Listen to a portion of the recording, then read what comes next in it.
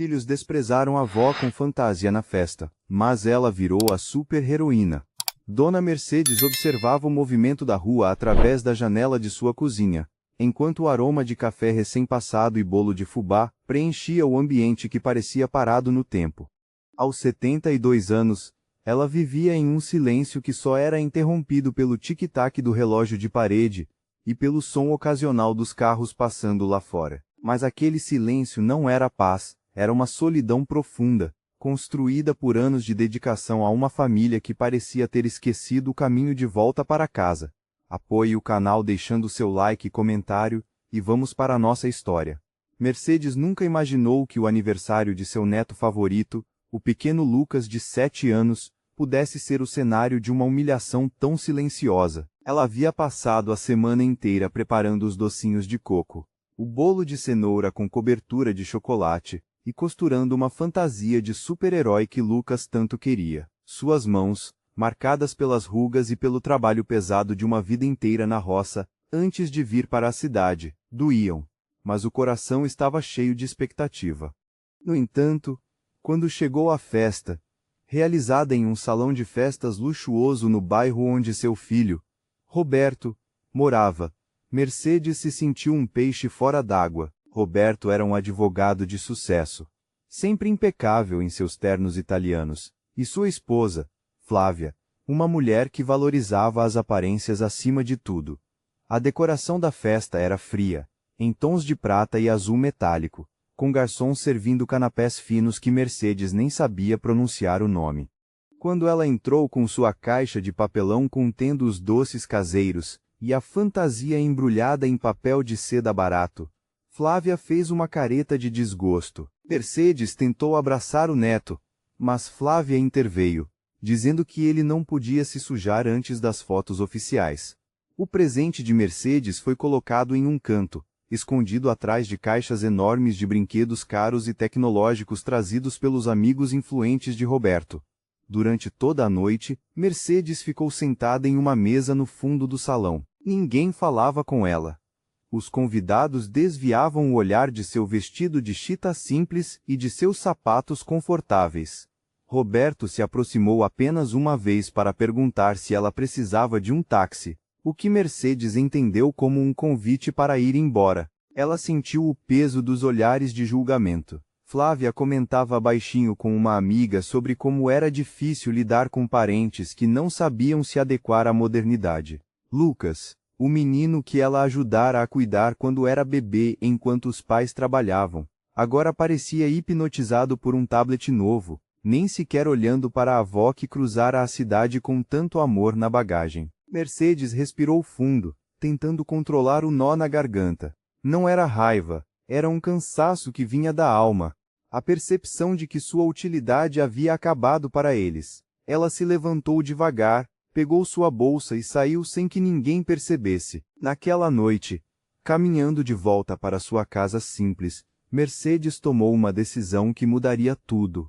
Ela percebeu que ao tentar agradar a quem não a valorizava, ela estava abandonando a si mesma. Mas o destino, ou talvez uma força maior, tinha planos diferentes para aquela idosa de coração generoso. No dia seguinte, enquanto Mercedes guardava as sobras dos docinhos que sobraram na caixa, uma batida na porta a surpreendeu. Era sua vizinha de porta, Dona Zuleide, uma aposentada que vivia de uma pensão mínima e cuidava sozinha da neta de 5 anos, a pequena Sofia.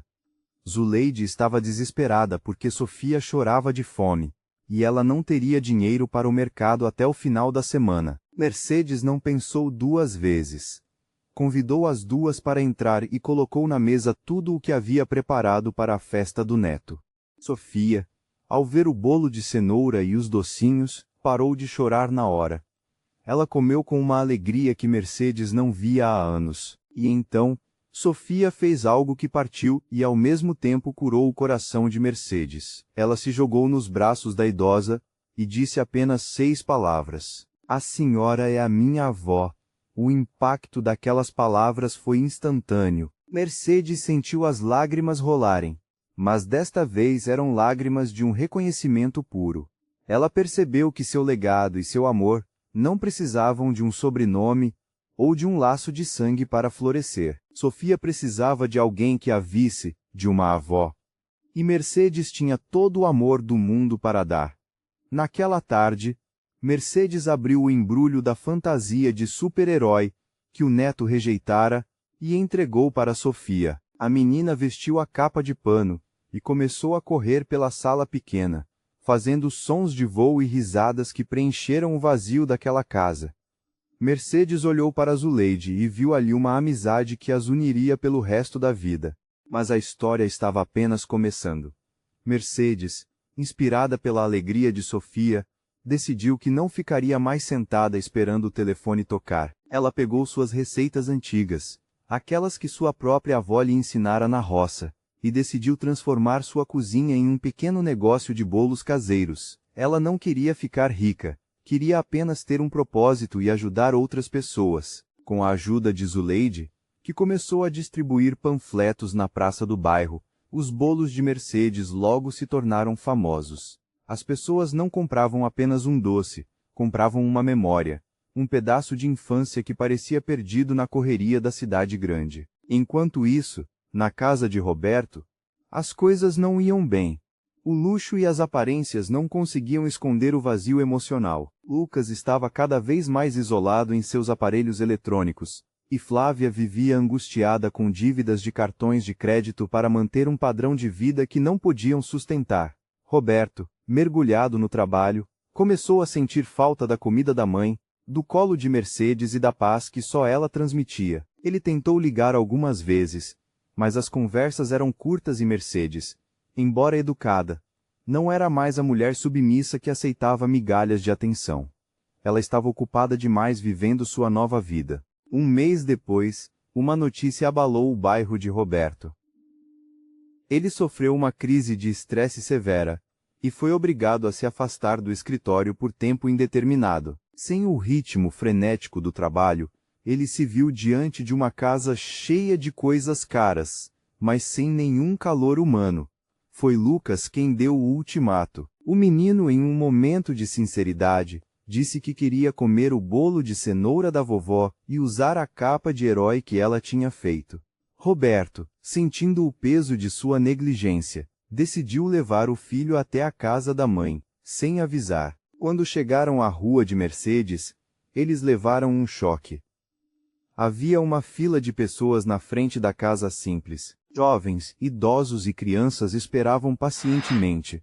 O jardim de Mercedes, antes descuidado, agora estava cheio de flores e bancos de madeira onde as pessoas sentavam para conversar enquanto comiam fatias de bolo. Mercedes estava lá dentro, com um avental limpo e um sorriso que Roberto não via há anos. Ela estava ensinando Sofia a quebrar ovos para uma nova fornada, enquanto Zuleide cuidava das encomendas. Roberto entrou devagar, sentindo-se um intruso naquele cenário de felicidade genuína. Mercedes o viu, mas não parou o que estava fazendo. Ela apenas acenou e pediu que ele esperasse um momento.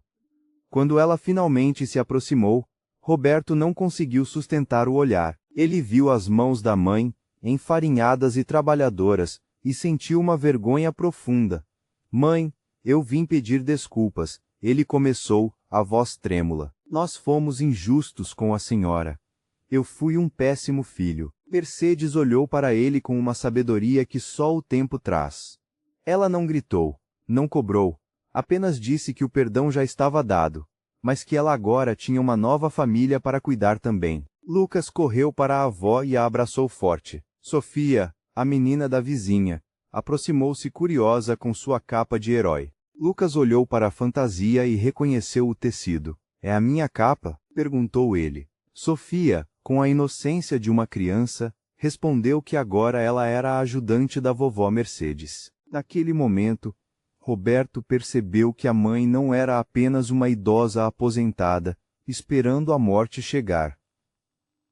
Ela era uma força da natureza. Um pilar de bondade que transformara a dor do abandono em um império de afeto. Flávia apareceu pouco depois, vindo atrás do marido, e ao entrar naquela cozinha simples, sentiu um contraste absurdo com sua vida de aparências. Ela viu Mercedes sendo tratada com o respeito de uma rainha por todos que entravam ali. As pessoas chamavam Mercedes de mestra, de vó, de anjo. Ela era a alma daquela comunidade. Mercedes convidou todos para sentar e serviu o café. Ela não buscou vingança, mas sua própria presença e sucesso eram a maior vitória moral que ela poderia ter. Roberto e Flávia comeram o bolo em silêncio, percebendo que tinham trocado o ouro do amor materno pelo lixo da vaidade. Eles tentaram convencer Mercedes a voltar a morar com eles, prometendo uma suíte de luxo e motorista. Mas Mercedes recusou com um sorriso gentil. Meu lugar é aqui, disse ela. Aqui eu sou útil. Aqui eu sou amada.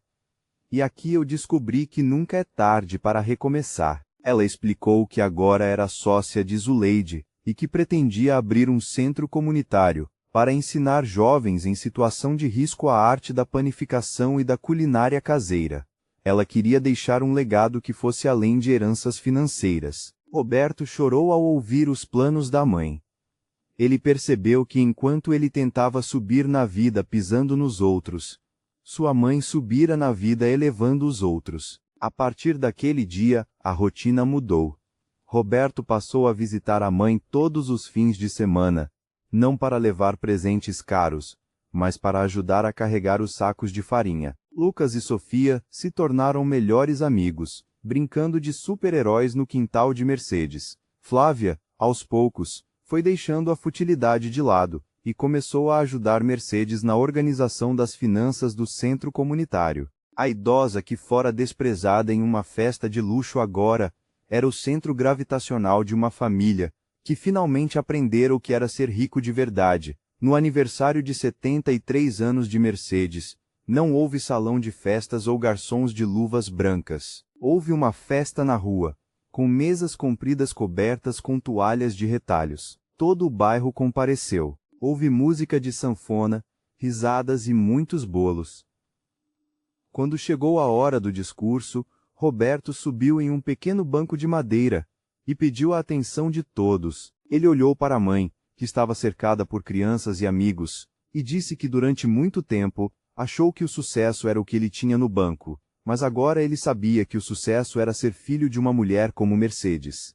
Ele a chamou de sua inspiração e pediu que todos fizessem um brinde à mulher que ensinou uma cidade inteira que o amor é o ingrediente secreto de qualquer vida bem vivida. Mercedes foi exaltada, não por sua conta bancária, mas por sua sabedoria, por sua força silenciosa e por sua capacidade de perdoar e florescer no deserto da solidão.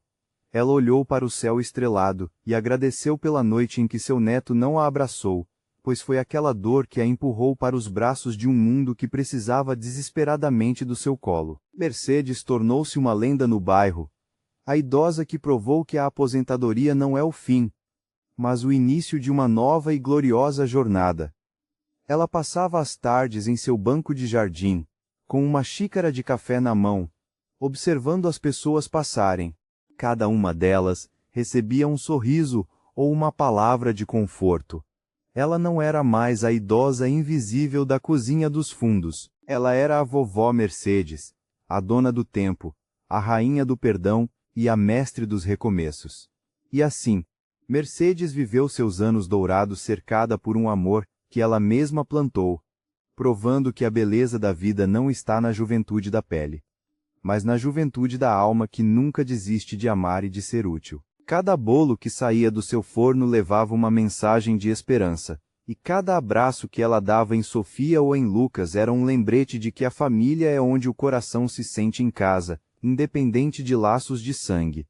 Ela transformou sua casa simples em um farol de luz, e sua história se espalhou por toda a cidade, inspirando outros idosos a saírem de suas conchas e redescobrirem seus talentos ocultos. Mercedes tornou-se o exemplo vivo de que a dignidade e o valor de uma pessoa não expiram com a idade. Pelo contrário, eles se tornam mais valiosos como um vinho fino que amadurece na adega do tempo. No final de sua jornada, Mercedes não deixou mansões ou joias, ela deixou algo muito mais precioso: uma comunidade unida, uma família restaurada, e a certeza de que ninguém é pequeno demais para mudar o mundo, especialmente quando se tem um avental, uma receita de bolo e um coração disposto a servir. Ela foi reconhecida em vida e honrada em cada conversa de pé de ouvido, tornando-se eterna na memória de todos que tiveram a sorte de provar um pedaço de sua doçura e uma pitada de sua coragem. E quando as luzes se apagavam em sua casinha aconchegante, Mercedes dormia com a certeza de que cumprira sua missão, transformando a rejeição em um banquete de amor para todos que batiam à sua porta. Ela era, enfim, a super-heroína que sempre sonhara ser, vestindo um avental de farinha no lugar de uma capa de seda, e sua força era a maior de todas. A força da bondade que nunca se apaga.